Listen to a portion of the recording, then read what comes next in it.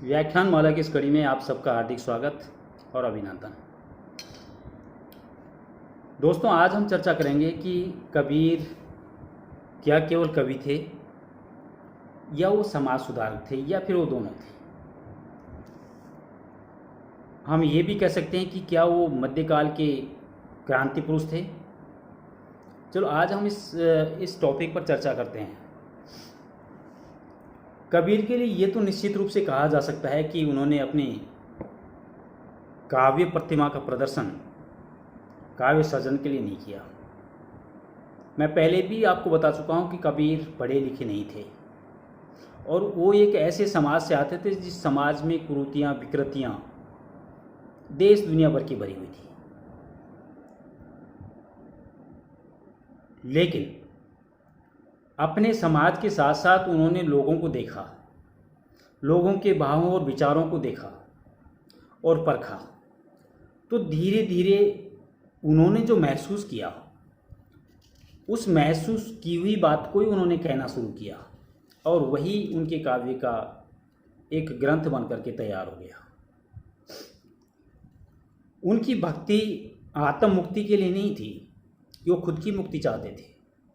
उन्होंने संसार में या समाज में जो भी कुछ देखा, जो भी गलत होते हुए देखा, उन सारी चीज़ों को लोगों के सामने प्रदर्शित किया, लोगों को बताना चाहा। तो हम ये कह सकते हैं कि वे एक साथ न तो कवि थे न समाज सुधारक थे, बल्कि वे एक भक्त भी थे, एक सुधारक भी थे और एक युग नायक भी थे, एक युग दृष्टा भी थे। उन्होंने उस समय की ढाल को समझा, समय की चाल को समझा और लोगों को उस समय के बारे में समझाने का प्रयास किया। वे ईश्वर की उपासना समाज के परिष्कार से देखते थे। उन्होंने अंधविश्वासों का खंडन किया, मूर्ति पूजा का खंडन किया, समाज में और धर्म के बीच में आई हुई अंधविश्वास और रूढ़िवादिता का खंडन किया। वो कहते हैं कि जब ईश्वर ने सभी लोगों को एक रास्ते से बनाया है, तो इस संसार में आकर के वो एक बड़ा एक छोटा किस तरह हो गया। आर्थिक और सामाजिक न्याय उनका मानना था कि मनुष्य के तन से, मनुष्य के मन से और मनुष्य की बुद्धि से होना चाहिए, न कि धर्म के आधार पर। कवि ने इसी दिशा में अपनी वाणी का उपयोग किया और कथनी और करनी में तनिक भी अंतर नहीं किया। वो जो देखते थे उन्हीं सब चीज़ों को वो अपनी बातों के द्वारा उन चीज़ों को कहते थे और उसी से समाज सुधार एक दृष्टा के रूप में वो प्रसिद्ध हुए। कबीर ने अपने युग की प्रवृत्तियों, वहाँ के रीति रिवाजों, सामाजिक आर्थिक ढांचों और यहाँ तक कि धार्मिक गतिविधियों को बहुत नज़दीकी से और बहुत बारीकी से देखा, परखा और उन विकृतियों को दूर करने के लिए बिना किसी लाग लपेट के उन बुराइयों पर सीधा सीधा प्रहार किया। और किसी भी बुराई से, चाहे वो किसी समाज से हो या किसी बड़े समाज से हो या नीचे समाज से, उन्होंने किसी बुराई से कोई समझौता नहीं किया। उन्होंने जहाँ भी कोई विकृति देखी, जहाँ भी कोई रूढ़िवादिता देखी या अंधविश्वास देखा, उसमें उन्होंने छोटे और बड़े का भेद नहीं किया और बुराई को बुराई समझ करके उसकी भर्त्सना की। कबीर की यही अखरता उन्हें एक सामाजिक नेतृत्व के रूप में उस काल और परिवेश में सबके सामने ला दी।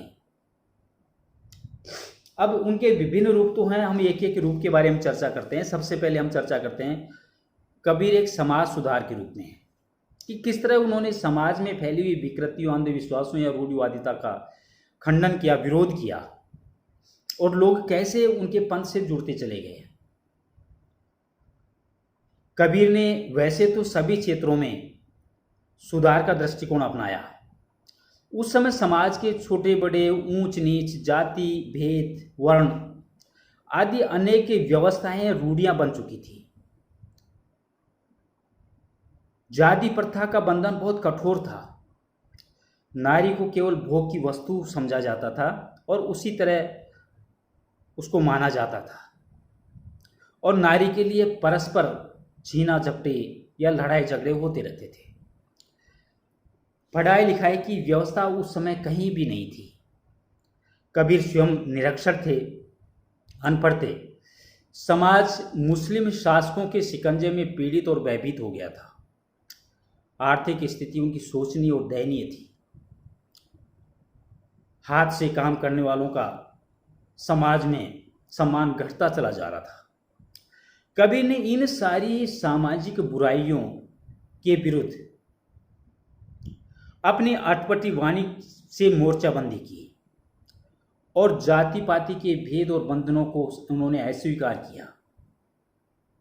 उन्होंने कहा, जाति पाति पूछे नहीं कोई, हरिसो भजे सो हरिसो होई।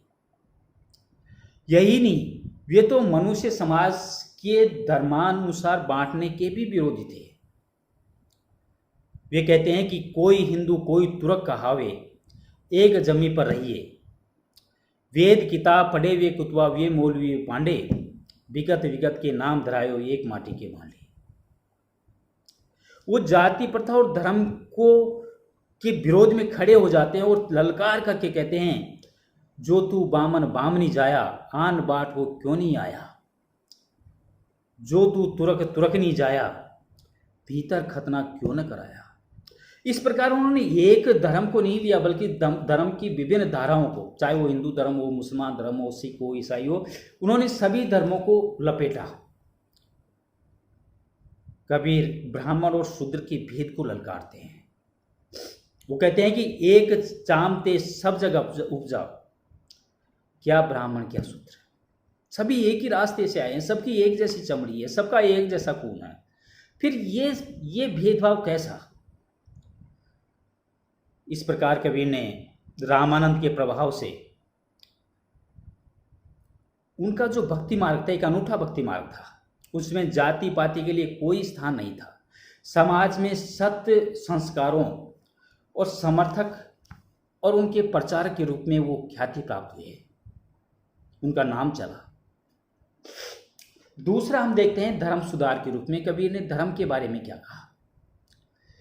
कबीर के समय में हिंदुओं और मुसलमानों के धर्मों के बीच में अनेक विकृतियां समाई हुई थी। हिंदू बाहरी कर्मकांडों पर ध्यान देते थे, उनका माला फेरना, तिलक लगाना, तीर्थाटन, व्रत करना, संप्रदाय भेद, सुरा और सुंदरी का धर्म के नाम पर उपयोग, मूंड मुड़ाना, भगवा वेश धारण करना, मूर्ति पूजा आदि अनेक बुराइयां धर्म के अंदर जा चुकी थी। सभी धर्मों, हिंदू धर्म के अंदर ये सारी सारी बुराइयां व्याप्त हो चुकी थी। कबीर ने भारी कर्मकांडों का विरोध किया। वे स्वयं मरने से पूर्व मुक्ति प्राप्त करने वाली नगरी काशी को छोड़कर के मगहर चले गए। ऐसा माना जाता था उस समय कि मगहर में जाने वाला या मगहर से मरने वाला सीधा नरक का भागी होता है। कबीर ने उस अंधविश्वास को ललकारा और हिंदुओं की मूर्ति पूजा, उनके तीर्थाटन, उनका मूड मुड़ाने जैसे अनेक प्रकार के कुसंस्कारों को आड़े हाथों लेते हुए उन्होंने कहा, माला तिलक लगाए के भक्ति न आई हाथ, दाढ़ी मूठ मुड़ाए के चले दुनिया के साथ। एक जगह वो कहते हैं कि पंडित बात बदो सो झूठा, राम के कहे जगत नहीं पाई, खांड कहे मुख मीठा। वो ईश्वर के लिए कहते हैं, मूर्ति पूजा का खंडन करते हैं। मोह को कहाँ ढूंढे बंदे, मैं तो तेरे पास, ना मैं देवल ना मैं मस्जिद ना काबे कैलाश। वे हिंदुओं के साथ साथ मुसलमानों के भारी कर्मकांड, हज, रोजा, नमाज के संबंध में बहुत ही तात्विक बात कहते हैं। हिंदू मुसलमानों के बीच में तात्विकता स्थापित करने के लिए उन्होंने बहुत प्रयास किया और इस पर उनका बहुत गहन विश्वास था। कहते हैं, वही महादेव वही मोहम्मद ब्रह्मा आदम कहिए, कोई हिंदू कोई तुर्क कहावे एक जमीन पे रही है।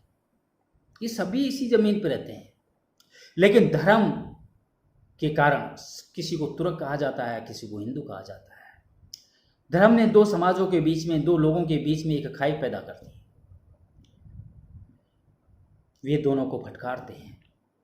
वो जाति बंधन को नहीं मानते, वो धर्म के बंधन को नहीं मानते, वो ऊंच नीच को नहीं मानते, वो किसी भेदभाव को नहीं मानते, वे किसी अंधविश्वास को नहीं मानते, वे मूर्ति पूजा को नहीं मानते। इस प्रकार कबीर ने हिंदू मुसलमान दोनों को पूज्य बताया। उनकी वाणी के अंदर धर्म के समान तत्वों का समर्थन था और धर्म के नाम पर किए जाने वाले कर्मकांड, अंधविश्वास, आडंबर, हिंसा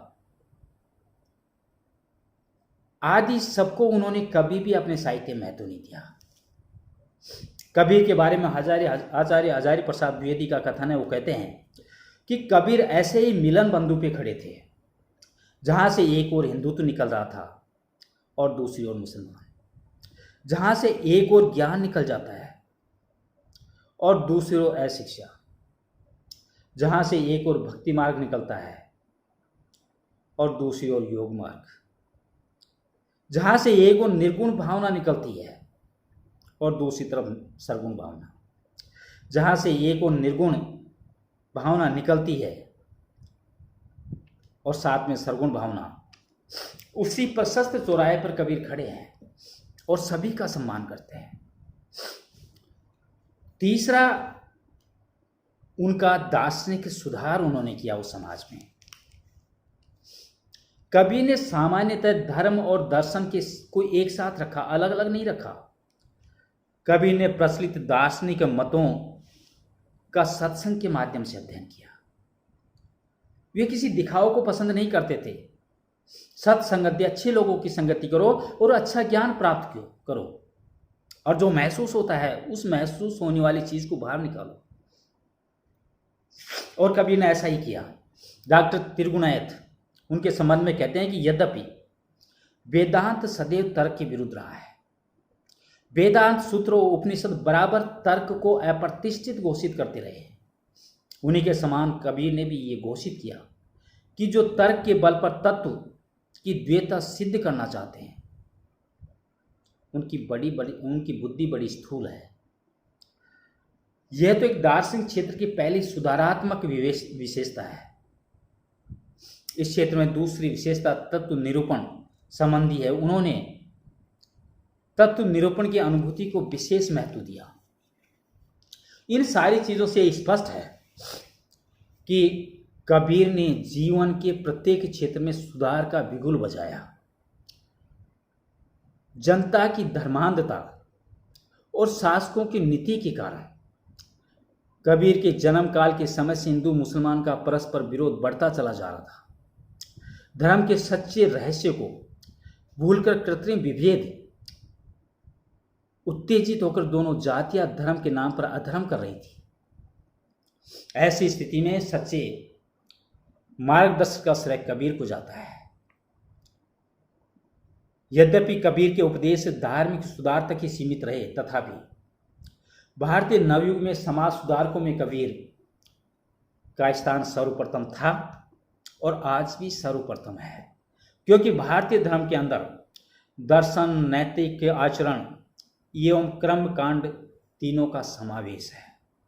तो ये कबीर का दर्शन भी है, कबीर का समाज सुधार भी है और कबीर का धर्म के बारे में विश्लेषण भी है। तो इन सारी चीज़ों के संतुलन के रूप में हम कह सकते हैं कि कबीर अपने युग के एक क्रांति दृष्टा थे। उन्होंने समाज को, जो समाज विभिन्न प्रकार के अंधविश्वासों में चला जा रहा था, विभिन्न प्रकार की रूढ़िवादितों में चला जा रहा था, जिस समाज में अनेक प्रकार की अनैतिकता बढ़ती जा रही थी, जो समाज नारी को तुच्छ समझता था, उस समाज में एक नई धारा का विकास कबीर ने किया और एक नए समाज की रचना की, एक नए समाज की रचना करने का बिगुल बजाया। और उस बिगुल बजने के कारण कबीर का साहित्य आज तक प्रसिद्ध है और निश्चित रूप से धार्मिक अनीति, अत्याचार, दुराचार, अंधविश्वास, रूढ़िवादिता, मूर्ति पूजा, अशिक्षा आदि को बढ़ावा देने वाले लोगों के लिए एक तमाचे से कम नहीं है। आज बस इतना ही। नमस्कार, बाय।